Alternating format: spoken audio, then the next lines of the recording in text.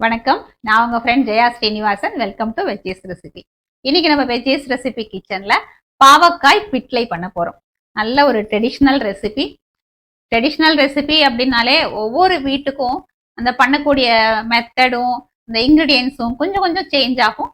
நான் ரெகுலரா எங்க வீட்டில் எப்படி பண்ணுவேனோ அதே மாதிரி நம்ம இன்னைக்கு பண்ணலாம்.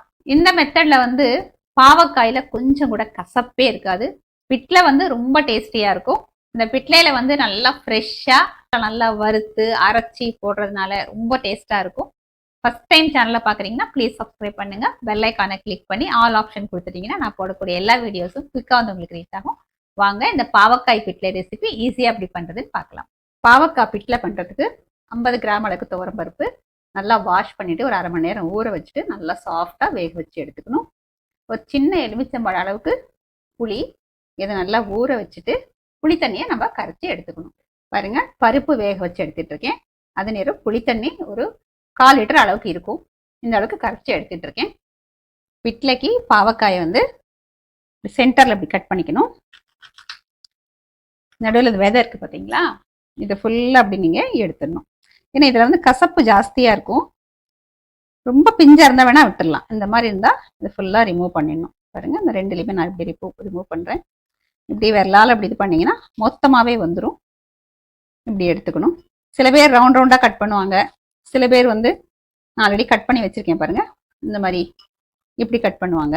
இல்லை பொடி பொடியாக கூட கட் பண்ணிக்கலாம். இப்போ அதை நம்ம கட் பண்ணி எடுத்துப்போம். பாருங்க, இந்த மாதிரி கட் பண்ணி எடுத்துக்கணும். இதை வந்து நம்ம ஸ்டீம் பண்ணி எடுத்துக்கிட்டோம் அப்படின்னா கொஞ்சம் கூட கசப்பே இருக்காது. பாவக்காய் சாப்பிட்ற மாதிரி நமக்கு தோணவே தோணாது.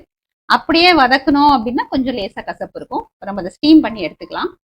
மற்றபடி தேவையான எல்லா பொருட்களும் எடுத்து வச்சிருக்கேன். நம்ம பிட்லைக்கு வறுத்து அரைச்சிக்கலாம். ஸ்டவ்ல ஒரு பேன் வச்சுட்டு அதில் 1 டீஸ்பூன் ஆயில் ஆட் பண்ணிக்கலாம். எண்ணெய் சூடானதும் சின்ன கட்டி பெருங்காயம் ஆட் பண்ணிக்கலாம். பெருங்காயத்தை நல்லா பொரிச்சு எடுத்துக்கணும். பெருங்காயம் பொரிஞ்சதும் 1/4 டீஸ்பூன் வெந்தயம், 1.5 டேபிள் ஸ்பூன் கடலைப்பருப்பு ஆட் பண்ணிக்கலாம். கடலைப்பருப்பு நல்லா செவக்கிற வரைக்கும் நல்லா வறுத்துக்கணும். அதுக்குள்ள வெந்தயமும் நல்லா வறுபட்டுரும். கடலைப்பருப்பு லேசாக செவந்து வரும்போது 5-6 காஞ்ச மிளகாய் காரத்துக்கு தகுந்த மாதிரி எடுத்துக்கலாம். மிளகாயும் சேர்த்து நல்லா வறுத்துப்போம். மிளகாய் நல்லா ஃப்ரை ஆயாச்சு. இதில் ஒரு 10 மிளகு ஆட் பண்ணிடலாம். 1.5 டேபிள் ஸ்பூன் மல்லி விதை, இது எல்லாத்தையும் சேர்த்து நல்லா வறுத்துப்போம். பருப்பு மிளகாய் வத்தல் நம்ம சேர்த்த எல்லா சாமானுமே நல்லா பர்ஃபெக்டாக வறுபட்டாச்சு. இப்போ ஸ்டவ் ஆஃப் பண்ணிவிட்டு இது வேறு பிளேட் நம்ம ட்ரான்ஸ்ஃபர் பண்ணிக்கலாம். அதே பேனில் ஒரு மூடி தேங்காய் துருவல் இந்த அளவுக்கு ஆட் பண்ணிக்கலாம். இதை லேசாக செவக்கிற வரைக்கும் நம்ம வறுத்து எடுத்துப்போம். தேங்காய் பாருங்க, இந்த அளவுக்கு ஈரம் போக நம்ம நல்லா வறுத்துக்கிட்டா போதும். இப்போ ஸ்டவ் ஆஃப் பண்ணிடலாம். இதே பேன்ல பிட்ல பண்ணி எடுத்துக்கலாம். நம்ம புளி தண்ணி கரைச்சி வச்சோம் இல்லையா, இது இதில் ஆட் பண்ணிடுவோம். நம்ம பாவக்காய் வேக வச்சு வச்சிருக்கோம் பாருங்க, இதுவும் இதில் ஆட் பண்ணிடலாம். 1/4 டீஸ்பூன் மஞ்சத்தூள், பிட்லைக்கு தேவையான அளவு உப்பு ஆட் பண்ணிக்கலாம். கொஞ்சம் கருவேப்பிலை, எல்லாத்தையும் நல்லா ஒரு தடவை மிக்ஸ் பண்ணிட்டு ஸ்டவ் ஆன் பண்ணிடுவோம். இப்போ புளி தண்ணி வந்து பச்சை வாசனை போக நல்லா கொதிக்கட்டும். நம்ம வறுத்தது எல்லாமே நல்லா சூடாக ஆறியாச்சு. இப்போ இதை வந்து தண்ணியை ஊற்றி நல்லா அரைச்சி எடுத்துக்கலாம். புளி தண்ணி வந்து பச்சை வாசனை போக நல்லா வந்து கொதிச்சாச்சு. நம்ம அரைச்சி வச்சிருக்கோம் இல்லையா, அந்த பேஸ்ட் இப்போ ஆட் பண்ணிடலாம். மிக்ஸி ஜாரில் கொஞ்சமாக தண்ணியை சேர்த்து கலக்கி இதில் ஆட் பண்ணிவிடுவோம். நல்லா மிக்ஸ் பண்ணிவிட்டு கொஞ்சம் நேரம் கொதிக்க விடுவோம். இது கொஞ்சம் திக்காகும், அது வரைக்கும் நல்லா கொதிக்கட்டும். பாருங்கள், நல்லா கொதிச்சு நல்லா திக்காயாச்சு. இந்த நேரத்தில் நம்ம வேக வச்சிருக்கோம் இல்லையா, அந்த பருப்பு ஆட் பண்ணிக்கலாம். நல்லா மிக்ஸ் பண்ணிவிட்டு ஒரு கொதி வந்தால் போதும், நம்ம ஸ்டவ் ஆஃப் பண்ணிடலாம். பாருங்கள், பாவக்காய் பிட்டில் ஒரு கொதி வந்தாச்சு. நல்லா ஒரு தடவை மிக்ஸ் பண்ணிவிட்டு ஸ்டவ் ஆஃப் பண்ணிடலாம். நம்ம பிட்லைக்கு தாளிச்சிருவோம். பிட்லையில் வந்து நிறைய பேர் வேர்க்கடலை வேக வச்சு போடுவாங்க, இல்லை வறுத்த வேர்க்கடலை போடுவாங்க, இல்லை கொண்டக்கடலை இருக்கு இல்லையா, அதை வேக வச்சு போடுவாங்க.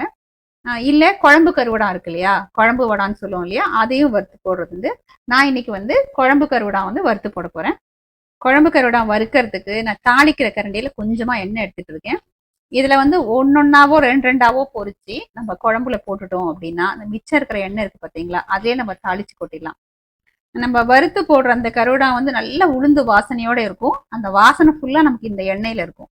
இந்த எண்ணெயிலே நம்ம தாளித்து கொட்டினோம்னா பிட்டில் வந்து ரொம்ப நல்லா உளுந்து வாசனையாக சூப்பராக இருக்கும். குழம்பு கருவடா ஒரு 4 நாளாக போட்டுக்கலாம் அதில், ஏன்னா எண்ணெய் கம்மியாக இருக்கு இல்லையா, அதனால. பொரிச்சதை சூடாக எடுத்து இப்படி நமக்கு தேவையான அளவுக்கு இப்படி பொரிச்சு சுட சுட அப்படியே போட்டுற வேண்டியதுதான்.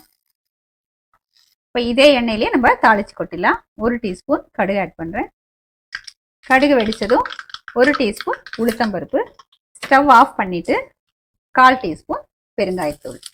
இப்போ இந்த தாளிப்பை இந்த எண்ணெயோடு சேர்த்து பிட்லையில் ஆட் பண்ணிக்கணும். தாளித்து கொட்டினதும் நல்லா ஒரு தடவை அப்படி மிக்ஸ் பண்ணி விட்டுடணும். அப்போ தான் இந்த ஃப்ளேவர் ஃபுல்லாக குழம்புல நல்லா சேர்ந்துடும். அதே நேரம் நம்ம கருவாடம் பொரிச்சு போட்டிருக்கோம் இல்லையா, அதுவும் வந்து இந்த குழம்புல ஊறி நல்லா சாஃப்ட் ஆகிடும். 2 நிமிஷத்துக்கு இப்படி மூடி வச்சிடலாம். டேஸ்டியான பாவக்காய் பிட்லை சர்விங்க்கு ரெடி. இப்போ பாவக்காய் பிட்லை சாதத்தில் பிசைஞ்சு நம்ம டேஸ்ட் பண்ணி பார்க்கலாம்.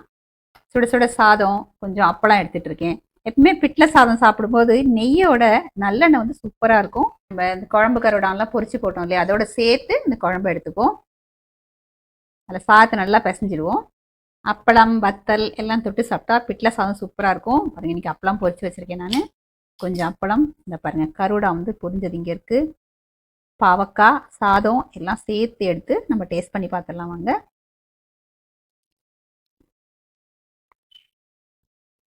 அருமையாக இருக்குங்க, செம்ம டேஸ்ட்டாக இருக்குது.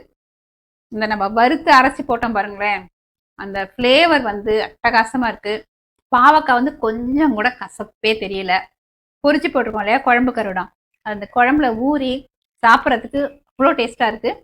இதே மாதிரி நம்ம கத்திரிக்காயில் கூட பிட்டில் பண்ணலாம், அதுவும் டேஸ்ட்டாக இருக்கும். வாழைக்காய் வந்து ரொம்ப விளையாத காற்றுல மரம் சாஞ்சிட்டு பாருங்க, கச்சை வாழைக்கான்னு சொல்லுவாங்க, சின்ன சின்னதாக இருக்கும் இல்லையா, அதில் செஞ்சாலுமே சூப்பராக இருக்கும். நான் கத்திரிக்காய் ரசவாங்கி நான் போட்டிருந்தேன், அதில் கேட்டிருந்தீங்க பிட்லைக்கும் ரசவாங்கிக்கும் என்ன வித்தியாசம் அப்படின்னு.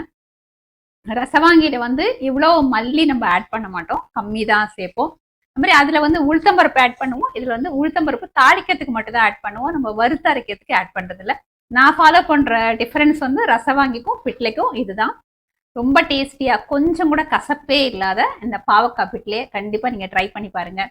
எப்படி வந்ததுன்னு கமெண்ட்டில் சொல்லுங்கள். லைக் பண்ணுங்கள், உங்கள் ஃப்ரெண்ட்ஸ் அண்ட் ஃபேமிலியோட ஷேர் பண்ணுங்கள். புது ரெசிபியோட நாளைக்கு நான் உங்களை மீட் பண்ணுறேன். தேங்க்ஸ் ஃபார் வாட்சிங்.